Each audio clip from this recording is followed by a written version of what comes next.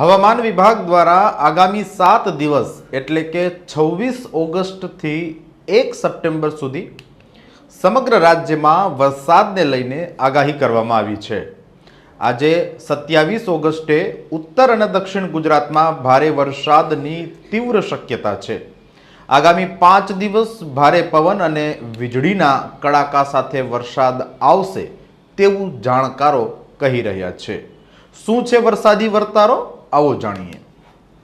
નમસ્કાર, હું છું રિયાઝ, સ્વરાજમાં આપ સૌનું સ્વાગત છે। બંગાળની ખાડીમાં બનેલી વરસાદી સિસ્ટમ અરબી સમુદ્ર તરફ ફંટાય તેવી શક્યતા છે। પરિણામે દક્ષિણ ગુજરાત અને મધ્ય ગુજરાતમાં ભારે પવન સાથે વરસાદની સંભાવના છે। બીજી તરફ સૌરાષ્ટ્રના દરિયાઈ પટ્ટી વિસ્તારોમાં હજુ પણ વરસાદનું જોર રહેશે।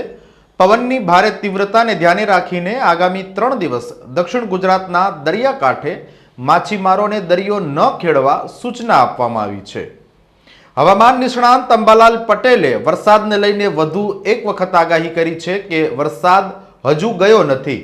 બંગાળની ખાડીમાં એક સિસ્ટમ સક્રિય થઈ છે, જેને કારણે 27 અને 28 તારીખના રોજ વાતાવરણમાં પલટો આવશે।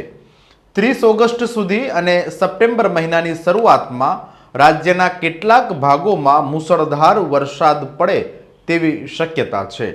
અંબાલાલ પટેલ શું કહે છે, આવો સાંભળીએ। હજુ ગયો નથી। બંગાળનો ઉપસાગરની એક સિસ્ટમ સક્રિય થઈ રહી છે, જે સિસ્ટમના કારણે હવે ગુજરાતમાં તારીખ 27-28 હવામાનમાં પલટો આવશે અને તારીખ લગભગ 30 સુધીમાં અને સપ્ટેમ્બરની શરૂઆત સુધીમાં રાજ્યના કેટલાક ભાગમાં મુશળધાર વરસાદ થવાની શક્યતા રહેશે, જેમાં ઉત્તર ગુજરાત, મધ્ય ગુજરાત, પૂર્વ ગુજરાત, સૌરાષ્ટ્રના ભાગ અને દક્ષિણ ગુજરાતના ભાગોમાં પણ વરસાદ થવાની શક્યતા રહેશે। અરવલ્લી, સાબરકાંઠાના ભાગોમાં અને પંચમહાલના ભાગોમાં પણ વરસાદ થવાની શક્યતા રહેશે। કોઈ ભાગોમાં વરસાદ 4 ઇંચ તો ક્યારેક 6 ઇંચ તો કોઈ ભાગમાં 10 ઇંચ જેવો વરસાદ કુલ વરસાદ થઈ શકવાની શક્યતા રહે। અને તારીખ 18થી 30 સપ્ટેમ્બર વચ્ચે બંગાળ ઉપસાગરમાં હવાનું હળવું દબાણ ઊભું થતાં પણ રાજ્યના ભિન્ન ભાગોમાં વરસાદ થઈ શકે। એટલે આ હવાના હળવા દબાણના કારણે નવરાત્રિના ભિન્ન દિવસોમાં પણ વરસાદ થવાની શક્યતા ગણી શકાય। જી, નવરાત્રી પછી કેવું રહેશે? નવરાત્રીના આગલા દિવસો કેવા રહેશે અને પાછળના દિવસો? નવરાત્રિની શરૂઆતમાં વાદળવાયુ આવવાની શક્યતા રહે। નવરાત્રિ તારીખ 7 થી દશેરા સુધીમાં કોઈ ભાગમાં હવાના હળવા દબાણ ઊભા થવાથી વરસાદ થવાની શક્યતા રહે। 23 સપ્ટેમ્બરમાંથી નવરાત્રિમાં ભારે ગરમી પડવાની શક્યતા રહે।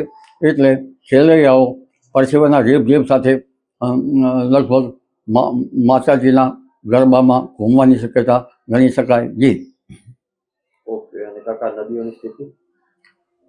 નદીઓની સ્થિતિ જોવા જઈએ તો લગભગ ભારે વરસાદ થતાં નર્મદા નદીમાં પાણીનો આવક થતાં સરદાર સરોવર ડેમની આવક વધી શકે અને નર્મદામાં પાણીનો આવરો આવી શકે। સાબરમતી નદીમાં પણ પાણીનો આવરો આવી શકે। તાપી નદીનું જળસ્તર વધી શકે। 18 થી 30 સપ્ટેમ્બર દરમિયાન બંગાળના ઉપસાગરમાં હળવું દબાણ ઊભું થવાને કારણે નવરાત્રિના દિવસોમાં પણ વરસાદ થવાની શક્યતા રહેશે। ઉત્તર ગુજરાત, મધ્ય ગુજરાત, સૌરાષ્ટ્રના કેટલાય ભાગો અને દક્ષિણ ગુજરાતમાં પણ વરસાદનું જોર રહેશે। તમારા ગામમાં કેવો વરસાદી માહોલ છે તે કમેન્ટ બોક્સમાં જરૂરથી જણાવશો। અત્યારે બસ આટલું જ। આવી જ અપડેટ્સ માટે જોતા રહો સ્વરાજ। ધન્યવાદ।